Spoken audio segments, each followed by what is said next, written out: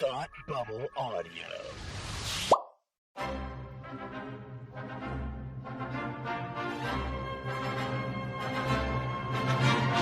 Look, up in the sky! You will never find the more wretched hive of scum and villainy. Welcome to Beer with Geeks with Tim and Frank. Who are you? I'm Batman. I am Iron Man. Your friendly neighborhood Spider-Man. Hi, Christopher. I'm Nero. My name is Inigo Montoya. You're a wizard, Harry. A couple of guys with a couple of beers and a whole lot of pop culture nostalgia. Make it so, number one. Ladies and gentlemen, the Beatles. Named the dog Indiana. Life finds a way. I am serious. And don't call me Shirley. Now sit back and crack open a cold one, because it's time for Beer with Geeks. It comes in paints? Shaken, not stirred. Great Scott! I was way off. I knew it started with an S, though.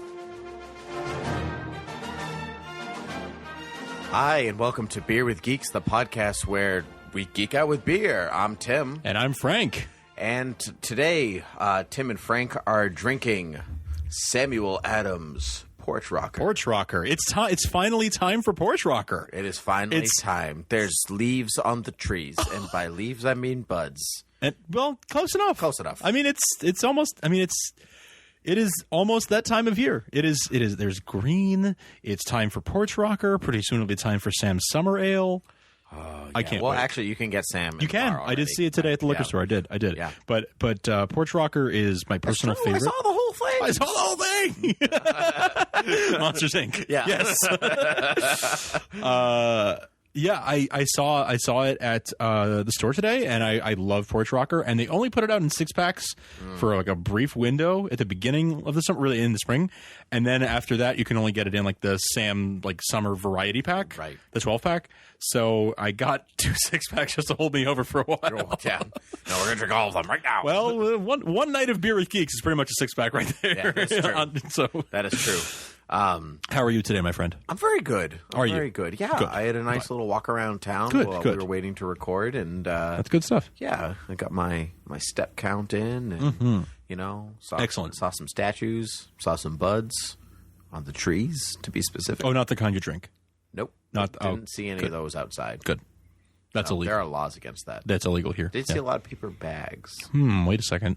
You think Maybe there's something there? Maybe. So, have you seen that I've Batman? seen all of it. Oh, yes. Why or what? Batman Superman trailer? Yes, I have you saw seen it? all of it. Okay, yes, because it came out a while ago now. So I would hope you've seen it by now. Yeah, I've seen it more times than I'm me too. ready to admit. I've seen it a bunch. Yeah. So do you feel like superhero movies are getting dark for the sake of being dark? This is a conversation people have a lot, right? And do you feel like we're starting to go down this path of like everything has, not everything, but like when I guess really DC or Warner Brothers feels like they have to make their superhero movies dark because like, well, Dark Knight movies were a success and Green Lantern bombed, so there you go. So we got to do this. Right. Well, from a business standpoint, yeah, that's what it totally looks like. Yeah. And even Marvel's movies are getting darker. I mean, yes, they are. I mean, if you look at Avengers versus Age of Ultron, you look at Captain America: First Avenger versus Winter Soldier. Yep. Iron Man's 1, 2, and 3. Thor 1 and 2. I mean, they are subtly moving in that direction, though there's still a very heavy beat of comedy visible. DC has to make theirs different. Do they? No, they no. Yeah. I think they feel that they have feel like to they have because they have to the Dark Knight trilogy made them billions and billions of dollars. Yeah. And those movies were dark, and so all movies thus must be dark. And that's not just superhero movies, though. Okay. Look at. I mean, yeah, that's true. There's just a trend across the board. It's a trend across gritty realism, hyper realism, whatever you want to call it. It's gritty origin stories and this and this and this and this. And there certainly is a place for all of that. Yeah. I mean, we talked about Daredevil on Netflix, and that's gritty as. That's true. That's as gritty as can be. We usually don't say on this podcast, right? But fudge, as gritty as fudge. Ugh. Gritty fudge. That'd be awful. Terrible fudge. I like my fudge smooth. Thanks very much. So smooth like Billy D. Williams. Yeah, Billy D. Williams. But okay, but that's even a point. Like if you could look at the new Star Wars trailer. Yeah, it's kind of gritty. Yes, it is. That's true. But I would argue that there is some precedent for that in universe already. It fits the story. That we don't know anything about. So how can you make that precedent? Well, because there's Sith in Star Wars, and there's already some gritty, evil bad guys that are pretty bad. Like, you already have that in... I mean, Empire Strikes Back is pretty gritty. Yes, that's true. You know what I mean? Like, right. Okay, but Mustafar is pretty gritty. Like, there's already precedent for that in this saga. Like, yeah, we haven't seen this movie yet. We haven't seen this new set of films yet, but we've seen this universe before. Okay, so right in this there, continuity. Okay, so right there. Yeah. All right, so you like there's precedent for it. Yes. But you're saying based off of Man of Steel or the Dark Knight trilogy or anything like there isn't precedent for gritty. There's precedent for gritty in the DC film universe. I just don't think that it's the best choice for a Superman movie or for a Justice League, launching point movie. Okay. I just don't think that it fits. I don't think that it's.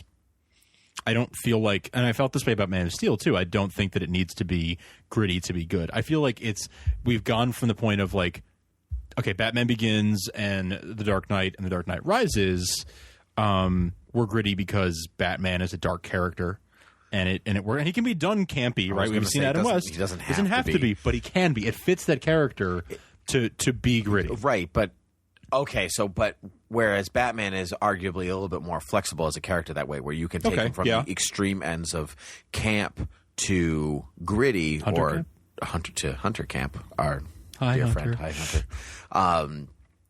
You could take him from those two extremes. Where Superman doesn't fit that mold. I would argue that he's not as versatile a character as that. That's basically what you're arguing. I mean, I have to think about that, but maybe I am. Yeah, I mean, maybe that's possible that I am. Yeah, you're just it's. I don't even know that that's a bad thing necessarily. I think that's just. I don't want to see a gritty SpongeBob either. You know what I mean? Yeah. Like not all characters. Not that Superman is like SpongeBob, but I get your. Not all characters are designed to be like that. Yeah, and I will say, like, there can be. I don't want to see a gritty Dick Van Dyke show. You know? Right. Oh God, I actually do kind of want to see. Now that you mention it, I kind of do. Well, you can do a gritty Superman story, if it's. Doomsday. If it's the Death of Superman, that's a very gritty story. That's a very dark, he dies for God's sake, and he doesn't come back for a year, and there's 4 imposters pretending to be him, and there's clones, and there's all this, there's the Newsboy Legion and everything. There's all this, like, crazy, wacky stuff. Newsboy Legion, definitely gritty. Well, you know what I mean. It's campy, but do you, there's all this underworld and all that stuff. Right. He can be versatile in that sense, but I don't think that the kind of I'm trying to shy away from the words that everyone else has used to describe Man of Steel. We use the word gritty like a gazillion too many times already. So. But people have said that Man of Steel is joyless and that it is kind of devoid of hope, which is ironic because the S stands for hope. But do you know what I'm saying? Like, people have said that. H stands for hope, stupid. Bad man. Right. Yeah. Yeah, but do you understand what? Do you understand? Yeah, no, I totally get what you're saying. So I just don't know that the kind of story that they've wanted to tell fits the character. Okay, so, but what I've heard so far from an objectivist standpoint, please. On the line, I basically agree with you. Okay, I think the movie's maybe a little too dark for that character. Man of Steel, you're talking about. Man of Steel, okay, yeah. We obviously haven't seen. Dawn of Justice yet. Yeah, we haven't seen Batman v Superman: Dawn of Justice. Right. We have not seen that film yet. The title is just as long as the film. BVS DOJ. No, that's not any better. Nope. That's not. Doesn't help. Nope, not at all. Doesn't help. Lost my train of thought. Because it was more powerful. Yeah, thank you. This is the same joke in both Punching our the air. brains. Yes. Punching the air. Yeah. Okay, well, you said that Superman can be gritty given something like Doomsday. Yeah. Fine. Under the right circumstances. Yeah. Fine. Yeah. Why is Zod not... Why can't you have a gritty storyline with Zod? Because you've already seen Zod in a less gritty Superman film? No, I wouldn't say that. I wouldn't even say you can't have him be gritty with Zod. I would say that some of the choices they made are not choices I agree with. Okay. What are those choices specifically? I don't agree. So specifically as it pertains to Zod, I don't agree with him snapping his neck. I don't, and specific for people who spoilers for people who haven't seen. Well, 2013 movie, like right? Yeah, no. I just to clarify. To clarify. Yeah, I don't agree with him snapping his neck. Zod's neck. I agree with you. I don't think he should have snapped his neck, and I also think that if he were to snap his neck, which I don't think they should have done in the first place, but if I was going to forgive that, there would need to be a lot more leading up to it to make it feel earned and make it feel like the death of thousands of people. Well, that's just it. Is that I don't feel like he did. So he snapped Zod's neck to stop him from killing that family. Right? Zod is using his heat vision, right, and he's going to like fry this family, the parents and the kids. Right. And so Superman snaps his neck to stop him from killing the family.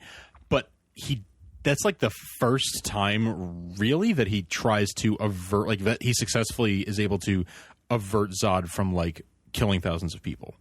Throughout the previous like 45-minute battle that happens, they're like in the middle of Metropolis, they're flying through buildings, Superman is even driving him through buildings, and I understand that he's thinking like, if I drive him through this building this will stop him or whatever, but he doesn't do enough of like it would have felt more earned to me if he had done everything he could to like guide the battle away and everything, and then in the end his only choice is like, I've done all this to try to prevent him from killing people, and I've tried to minimize the damage as much as I can, and now I'm at this moment where he's about to kill these people, and the only thing I can see in front of me is to snap his neck and end this now.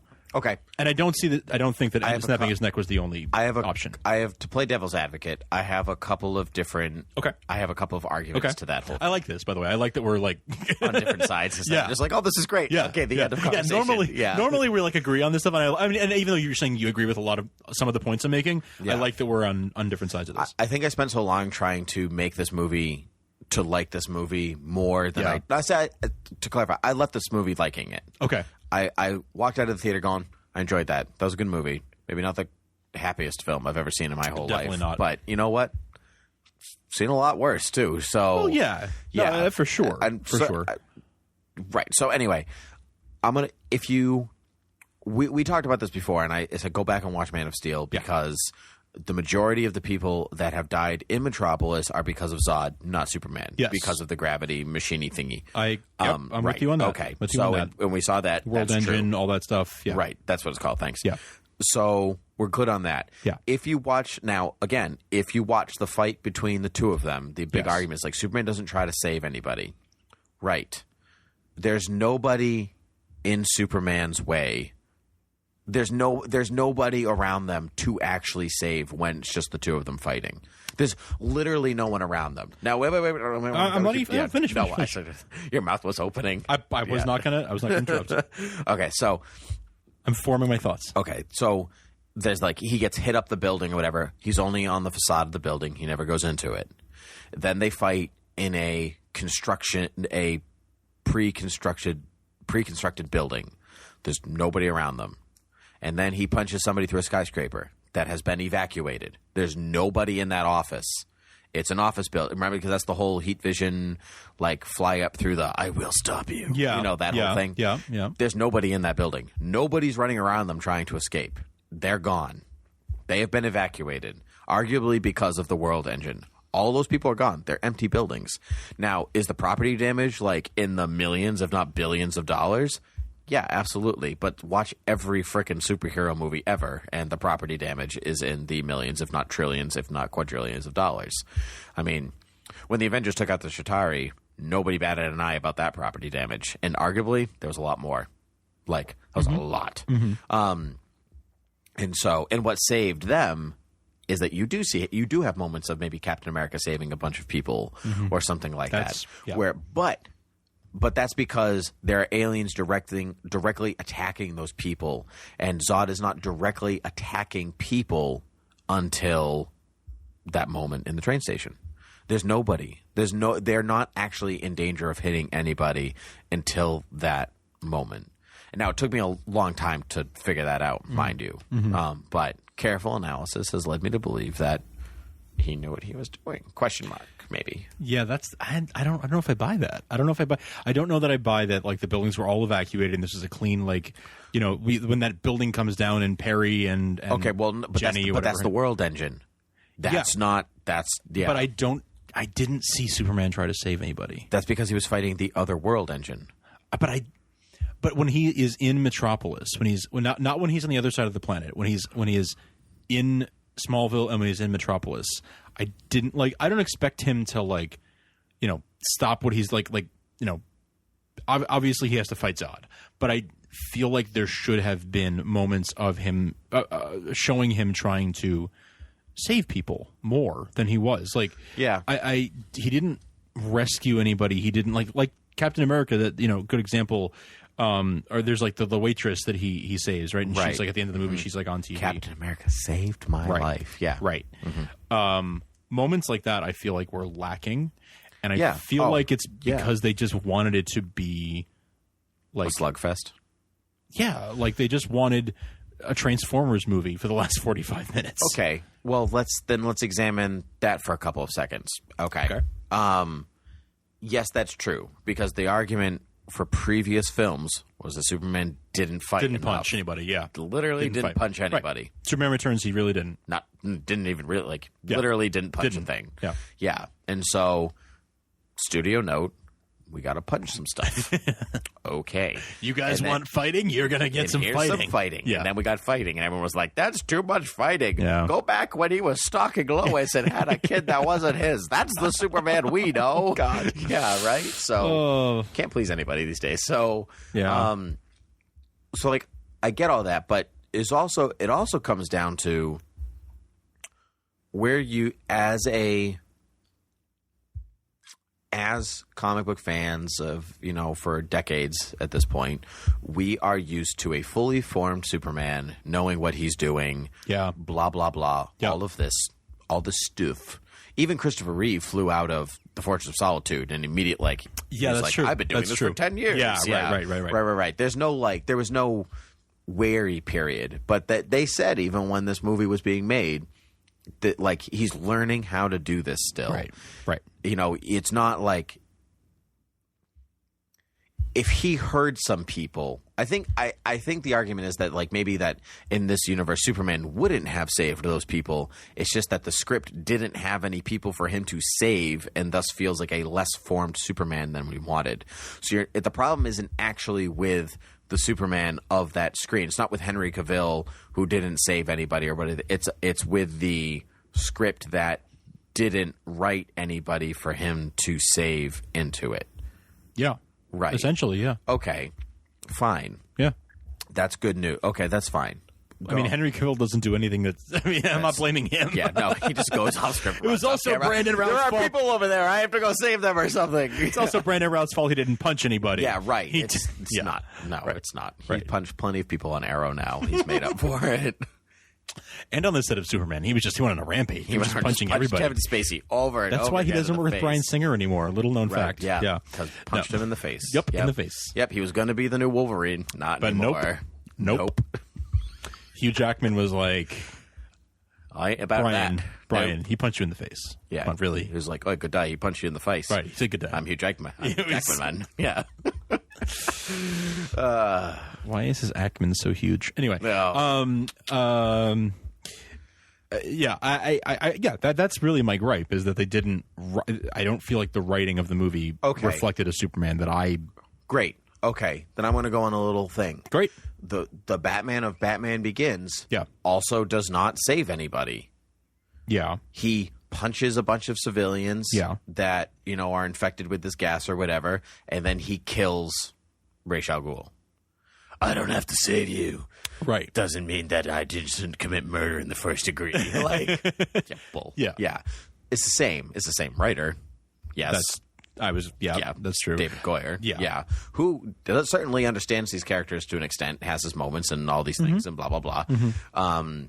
Well, but that's the same argument. Okay, but going back with the killing of the thing. Yes. We've seen Superman kill before. And I don't care who argues that we haven't, and I know you are not going to argue I'm this. not. Yeah. So, like, in Man of Steel, he snaps Zod's neck because Zod is going to kill this family that's in front of him. Arguably the only family that needs Superman to save them at that moment, because that's what the script dictates. Because everybody else had escaped, apparently. But there's nobody around, so you have to, like, I'm assuming to believe the better version of it, because if I assume the building is emptied, that makes Superman a better person. Right. It makes the movie better, therefore a more enjoyable experience. Yeah. You know, I look at it in a better light. I'm not being negative about it, and life is better. Okay. Obla-dee, obla-da. And so, but in Superman 2, he tricks Zod with the that chamber, the red kryptonite chamber thingy, and blah blah blah, and all that stuff. And and then he frickin' pushes him down a huge thing where he obviously dies. So he doesn't even have a chance to defend himself at that point. Like, Superman could have done a lot of things, and he did kill Zod. There's no question. And Lois kills Ursa. Like, you got a double dose in there. That's true. I guess that's true. You know, I have to be honest. Like, I think about that, and I'm wondering if that's like what the intent was. Like, is the intent that they killed them, or is the intent that they're somehow imprisoned or trapped, or I don't know. But you're I assume you're right. Right, but your like wonderment of that is the same wonderment of like, were these buildings empty or were they not, or anything like that. Yeah, actually, I'm having the same thought. Yeah, it's like it's unclear. It is your discretion to believe whether if you think he killed them or didn't, and that's that. And arguably, based on those two I Fought Zod movies, Man of Steel's is actually, he turns out to be the better of the Supermen, because Zod could have gone to regular prison or something because he was depowered. Literally could have just put him like trapped in a rope.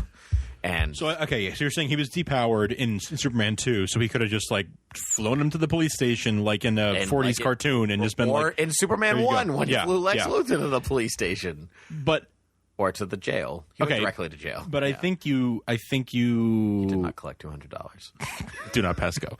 But I don't think. So you're saying he's clearly the better of the two Supermen. I don't know if I agree. I agree with. I understand what you're saying. Like, you know what I mean. If you depowered him and then killed him, like that's not. But you know what I mean. Well, but I'm also saying that Christopher Reeve also shouted in the middle of the streets, "Wait, the people!" He didn't save any of them, though. He just said, "The people."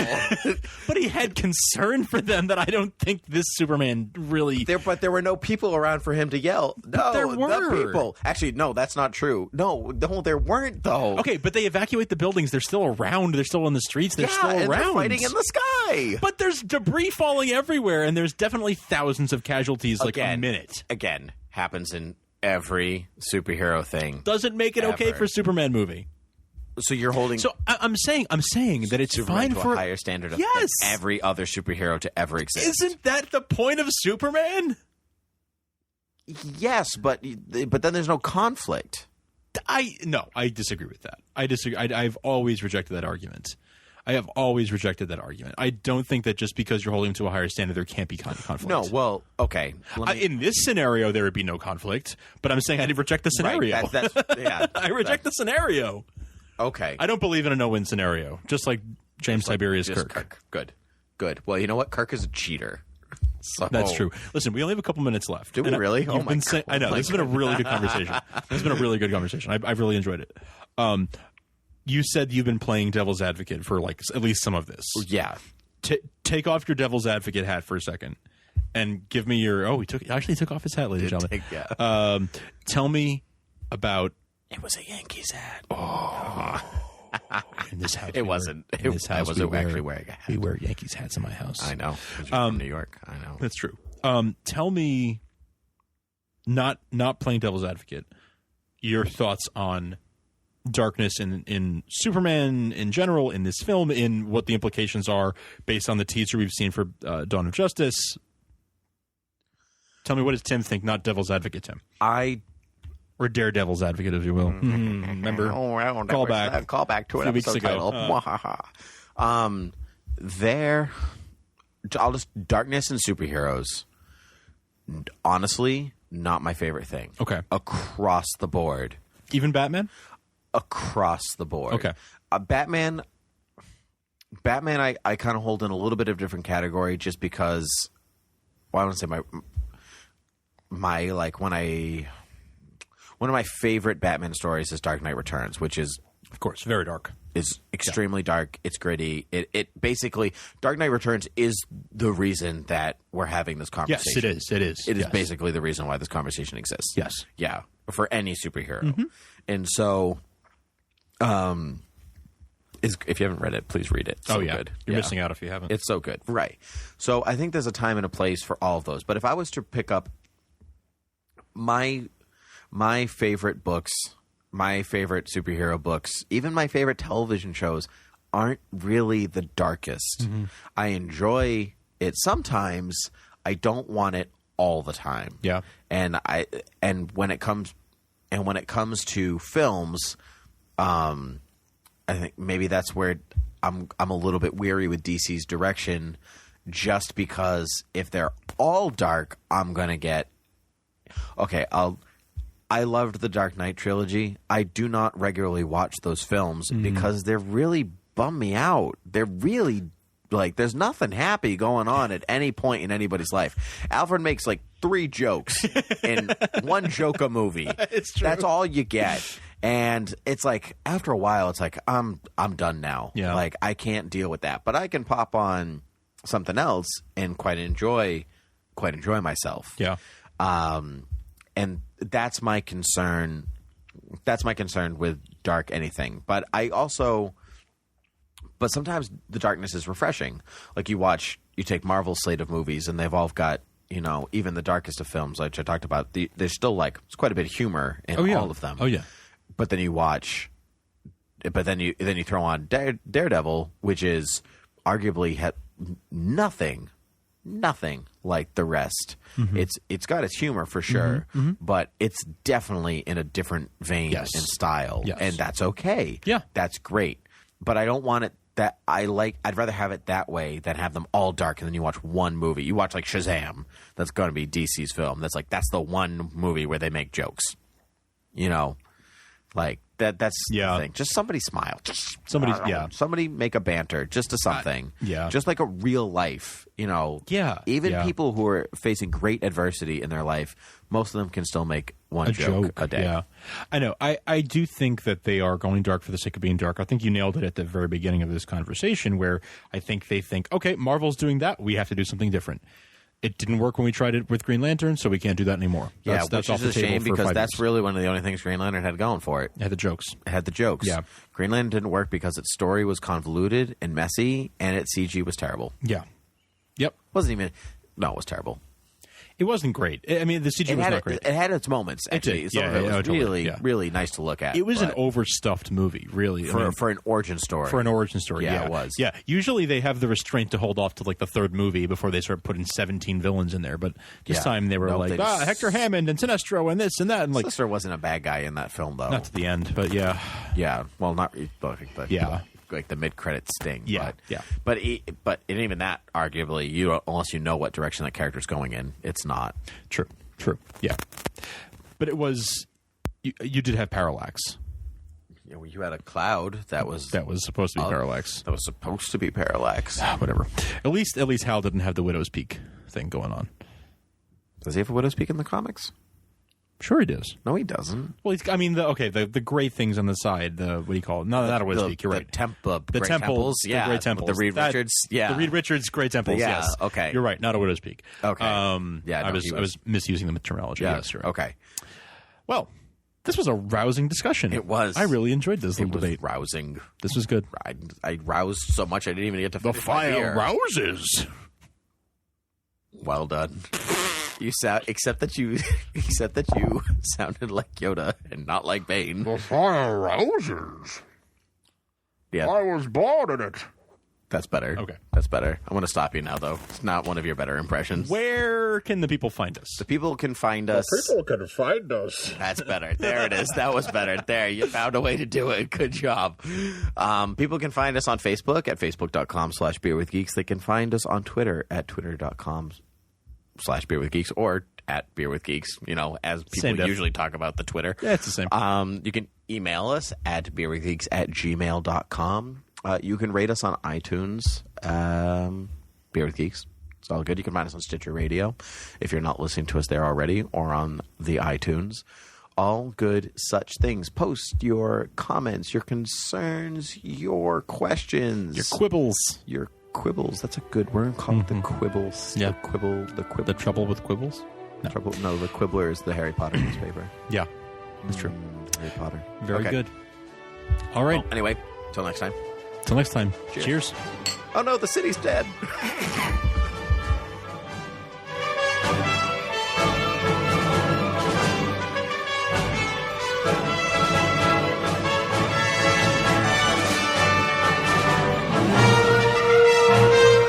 This podcast is intended for entertainment and information purposes only. All character names, sound effects, and quotes are registered trademarks and/or copyrights of their respective trademark and copyright holders. All original content of this podcast is the intellectual property of Thought Bubble Audio Studios unless otherwise indicated.